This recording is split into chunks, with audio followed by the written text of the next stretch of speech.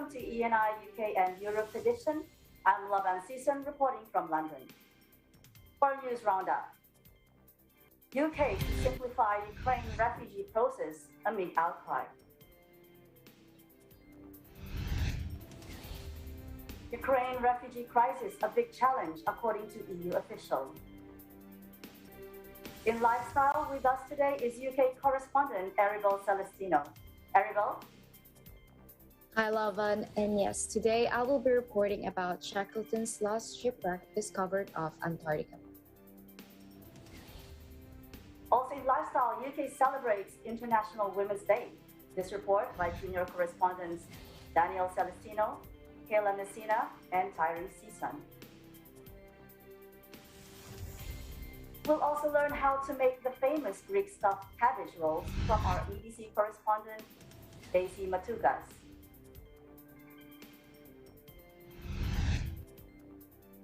In sports, Manchester City cruised into Champions League with win over Lisbon.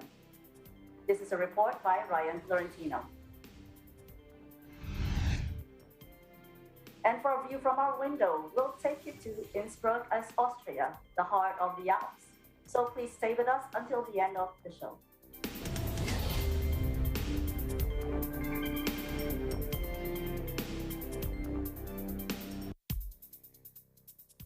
Britain is to simplify its much criticized visa process for refugees fleeing Russia's war in Ukraine from next week, the government said on Thursday.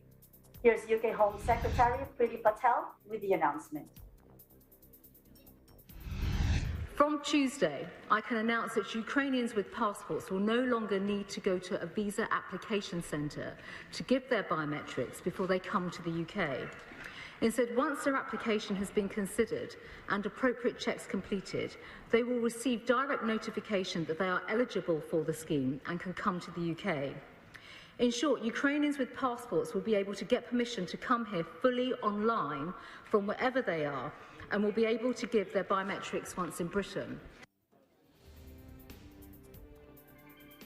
Patel said that she had received assurances on security matters which enabled her to make changes to the Ukrainian family scheme. Patel and her department have been accused of forcing Ukrainian refugees to jump through hoops to secure visas to travel to the UK.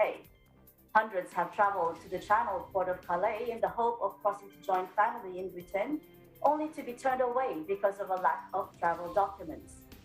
The announcement came the day after Parliamentary and Health Service Ombudsman Rob Behrens said reports of chaos and confusion mirrored complaints previously received about the under fire Home Office. He called for the unnecessary delays and bureaucracy to be removed and for the process to be better sourced, made more efficient and transparent. Leaders of Christian denominations in London on Wednesday also issued a joint appeal expressing concern at Europe's greatest humanitarian crisis since World War II.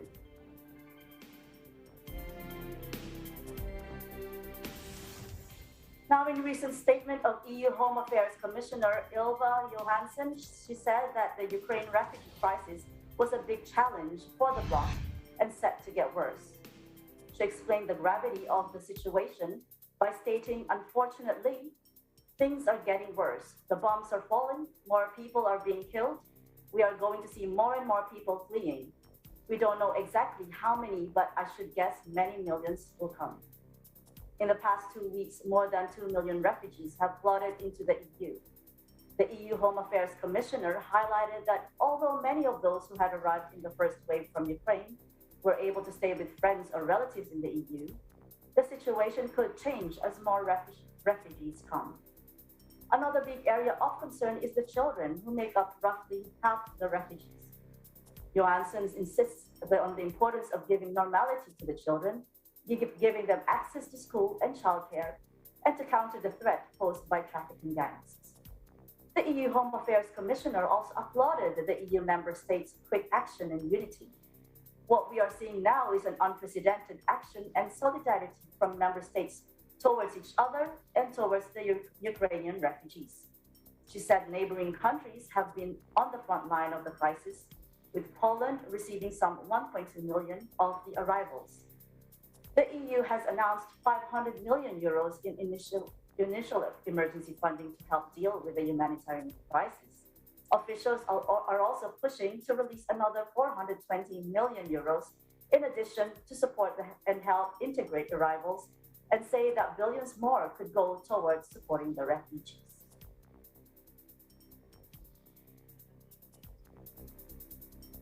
Time for a break, but please come back for more ENI and UK Europe edition.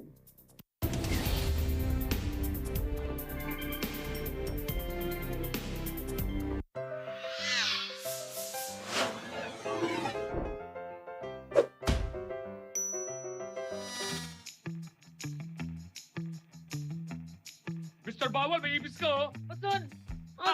It's a prank! Okay lang manakot. Pero kung mananakot ka para sa boto, bawal yan. Ayon sa Omnibus Election Code, threats, intimidation, terrorism, use of fraudulent device or other forms of coercion is an election offense. Sino kausap mo? Makaalis na nga, sa iba na lang ako mananakot. Mr. Pwede! Mr. Pwede! May malaking ibis sa likod mo. Nox! Babawi ka pa, ha? Di mo ako maiisahan! Ako si Mr. Bawal na nagpapaalala sa inyo na ang pananakot para sa boto. Ibis! Hoy! Bawal yan!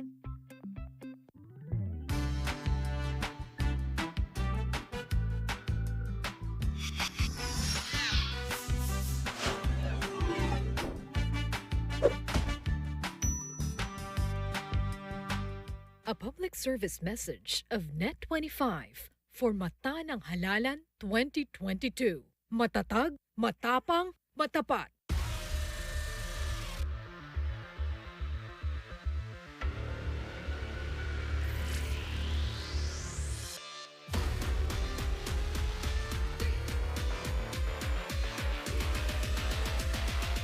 Welcome to Mobile Legends!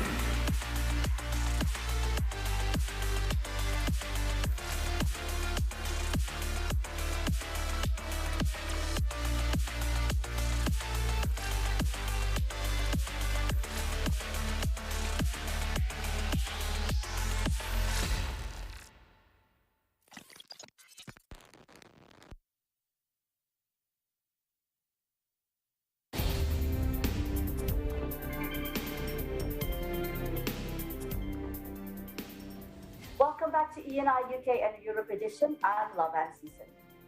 One of the world's most storied shipwrecks, Ernest Shackleton's Endurance, has been discovered off the coast of Antarctica, more than a century after it sunk by members of an expedition organized by the Falklands Maritime Heritage Trust. With us with the details is Aribel Celestino. Hello, Aribel. Hi, Lovan, and yes, explorers have found one of the most famous shipwrecks in history, Ernest Shackleton's Endurance, deep in the icy sea of Antarctica, more than a century after it sank, they announced on Wednesday. Endurance was discovered at a depth of 3,008 meters in the Weddell Sea, about 6 kilometers from where it was slowly crushed by pack ice in 1915. Shackleton went down in expeditionary legend through the epic escape he and his 27 companions then made, on foot and in boats. All 28 expedition members survived. We are overwhelmed by our good fortune in having located and captured images of Endurance, said Manson Bound, the expedition's director of the exploration. Adrian Glover, a deep-sea biologist at Britain's Natural History Museum, was astonished by the discovery. Let's listen in. It's certainly kind of up there with, the great shipwreck discoveries, the Vasa, the Titanic, and the Mary Rose, and others. And I suppose what the broader significance of it is both the sort of historical, archaeological side, and the scientific side, trying to understand, what makes the Antarctic environment so unique and so special. And here's another example. wood is amazingly well preserved in the Antarctic. And there's only a few other places where that is the case.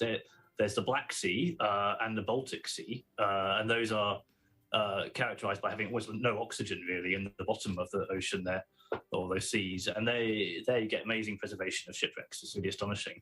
But it seems that Antarctica may also be a shipwreck vault, if you like, because of the lack of particular species which normally eat wood.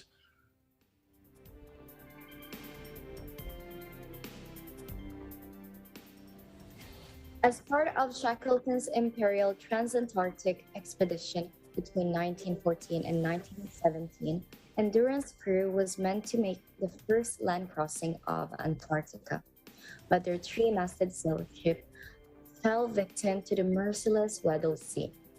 The timber vessel became ensnared in pack ice in January 1915, just east of the Larsen ice shelves on the Antarctic Peninsula. It was progressively crushed and then sank 10 months later. Under international law, the wreck is protected as a historic site, so explorers were allowed to film and scan the ship but not touch it at all, meaning no artifacts may be returned to the surface. The expedition, organized by the Falklands Maritime Heritage Trust, left Cape Town on February 15 with a South African ice picker, hoping to find the Endurance before the end of the Southern Hemisphere summer. During the mission, scientists also researched climate change, documenting ice drifts and weather patterns. The team now must make the 11-day journey back to the port in Cape Town. Back to you, Lavan. Thank you, Aribel. So with that said, can you tell us what explorers used to locate the shipwreck, and given the dangers currently had to face? Well, Lavan, the region remains one of the most difficult parts of the ocean to navigate. Even Shackleton himself described the site of the sinking as the worst portion of the worst sea in the world. In this expedition, underwater drones were used to find and film the shipwreck, which produced stunningly clear images of the 44-meter, which is 144-foot-long ship. Lavan? Thank you, Aribel. But has there also been any other missions in the past for the Endurance? Yes, Lavan. In 2019, there was a similar mission, but it failed to find it. Okay, now thanks for letting us know. That's very interesting. And thank you for joining us, Aribel, and thank you for bringing us this story. Thank you so much, Lavan. Reporting from London, United Kingdom. I'm Aribel Celestino, and we live in interesting times. As the world honors women this week, our UK junior correspondents tell us about this celebration and some women who continue to be an inspiration to many. Let's take a look. Hi everyone, I'm Daniel, I'm Kayla, and I'm Tyrese. Do you remember what day it is today?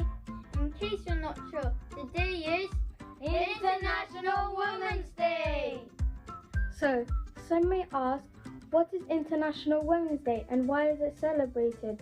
Well, today we invite you to travel back in time with us, looking at the history of this known event celebrated on the 8th of March.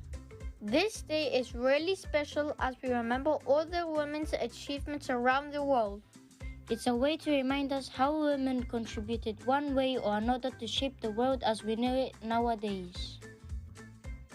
This includes women's contribution in politics, written works, culture, or science. One thing's for sure, they've definitely helped in contributing to the progress of our society today. When did International Women's Day first start? This special day has been observed as early as the 1900s. For instance, it was celebrated in 1909 across the United States of America. Back then, it was known as National Women's Day. But 1 year later, it changed, thanks to an international conference held in Denmark. Over 100 women leaders in 17 countries attended this conference, and one of them was Clara Zetkins. She proposed the idea to make Women's Day an international day. Everyone accepted her idea, and since then, International Women's Day is celebrated all around the world to honor the achievements of women. It has also been declared by the United Nations as a global holiday. The UN now celebrates this annually with different themes supporting women's rights and concerns. Is it only women who should celebrate this day? As much as it's about honoring women, this day welcomes everyone to express their appreciation for the women who inspired them. The person that turned up is my mom because she always puts me and my brother first. The women that I admire in my life is my grandma. She's thoughtful, she's kind, and she's hardworking. I admire my mother because she is kind and she's very strong. My mom, she wouldn't normally give up. Emerald Khan, for example, rose to fame at such a young age due to her sheer amount of determination and hard work. I admire her because she acts very selfless and is kind to others. A well-known woman that has inspired me is Malala Yousafzai. She is the youngest Nobel Prize winner and she advocates for equality and education, which I think is very important, as I also believe that everyone has the right to an education.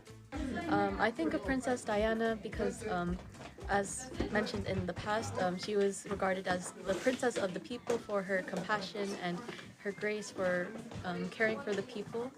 Women leaders are essential role models, and I'm proud to work with dynamic and creative women every day as we lead the United Nations into a new era. And I wish you all the best for International Women's Day. Happy International Women's Day!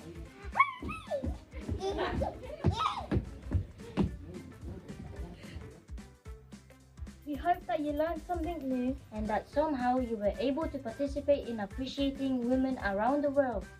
Once again, I'm Tyrese, I'm Kayla, and I'm Daniel. From London, United Kingdom, we live in interesting times.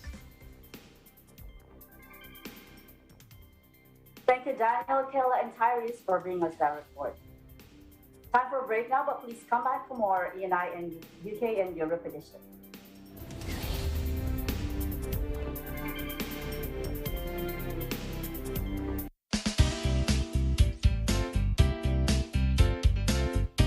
Marami mang pagbabagong dala ang pandemya sa bansa, hindi naman nito na bago ang katatagan, pagsusumikap at diskarte ng mga Pilipino. For them, it's business as usual when it comes to developing and offering world-class products and services. In this episode, we will talk about the Philippine entertainment and advertising industry with Arnold Vega-Fria, chairman of ALV Group of Companies. Listen to inspiring stories and tips on how small businesses can navigate the new normal as we feature outstanding business leaders and personalities at the Global Trends Business Leaders Awards 2022. All these in this episode of Open for Business. Panoorin ang mga bentang-bentang hirit ng mga tara-gamers nating tindero at tindera. Anong kulay ang asin dati, 25 years ago? Brown. Magkano itong isda nyo? Yan ba isda nyo fresh ba yan? Lang? Parehas ang timbangan. Parehas na parehas, parang ang tindera lang. Ngayong linggo sa Tara Game! Agad! Alas 7 ng gabi sa Net 25.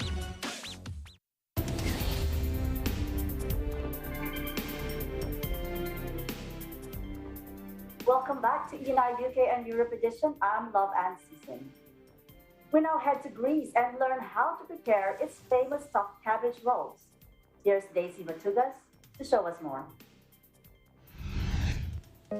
Hi everyone! Today I'm going to show you how to cook one of the Greek famous cuisine called Greek stuffed cabbage rolls. In Greek, lakanodolmates. The ingredients that we need for our lakanodolmades, or stuffed cabbage rules. 1 large cabbage, 1 kilo ground beef, 2 medium-sized red onions finely chopped, 1 tablespoon chopped parsley, 1 tablespoon chopped dill, 1/2 kilo of rice, 1/2 of a cup olive oil, salt, and freshly ground pepper. Now I combine already all the ingredients and we mix it well.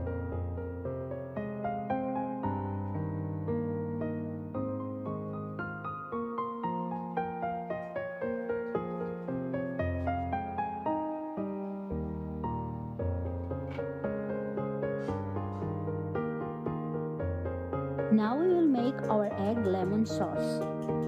Pour the lemon into the eggs slowly.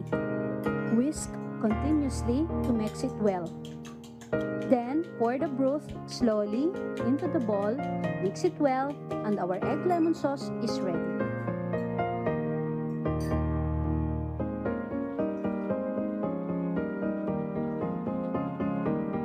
Our lacanudolmades is ready to serve.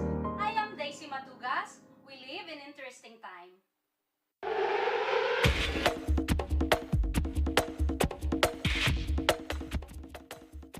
We now have the latest in football. Ryan Florentino has the report. Let's hear from him. Pep Guardiola said Manchester City's routine stroll into the Champions League quarterfinals is cause for celebration, despite a subdued 0-0 draw against Sporting Lisbon on Wednesday. All the hard work for the English champions was done with a 5-0 win in the Portuguese capital 3 weeks ago as City reached the last eighth of the fifth consecutive season. It's a good sign, said Guardiola. The last decade, step by step, the club grew up. Every season playing this competition, qualifying for last 16, and now in the best 8 teams in Europe. City are on course for a 4th Premier League title in 5 seasons, but the Champions League so far remained out of reach despite the billions invested by the club's Abu Dhabi owners. Guardiola knows his legacy in Manchester will be judged on whether he can finally make City champions of Europe. However, he believes the achievement of just becoming a regular contender should not be overlooked. Every year, when we qualify for the Champions League, I celebrate that night because I know how difficult it is, he added. When you qualify for last 16, I celebrate it. Now it's time to congratulate everyone, focus on the Premier League, and see who will get in the draw. A much tougher test will lie ahead in the last 8, as Sporting set out at the Etihad just to avoid another embarrassing scoreline like the one they suffered on home soil. After the result of the first game, the tie will become practically impossible, said Sporting goalkeeper Antonio Adden. The team was better defensively, and they didn't play with the same clarity either. We leave satisfied. Raheem Sterling wasted the best of the home side's chances as the England international failed to lift the ball over Adan from Phil Foden's sensational through ball. After an uneventful first half, City thought they had claimed the lead through Gabriel Jesus early in the second period. Mahrez, introduced at the break, ran into the box and slid the ball into the Brazilian on the left. Jesus smashed in from a tight angle, but the goal was disallowed for offside following a VR review. And that's all for this week's sports. Reporting from the United Kingdom, I'm Ryan Florentino, and we live in interesting times. Thank you for that sports update, Ryan.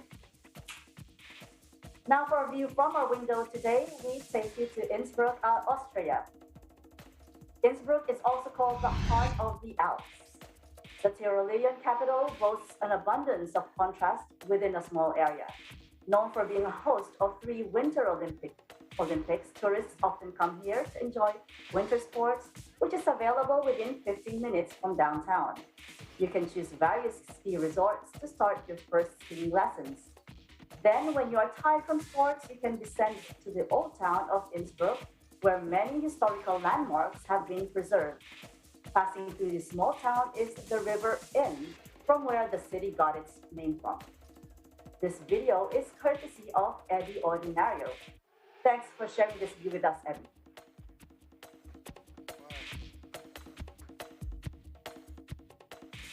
That's it for today's program. Stay safe and keep positive as we bring you more stories next week from the United Kingdom and Europe. I'm Love Ann Season, and we'll live in interesting times.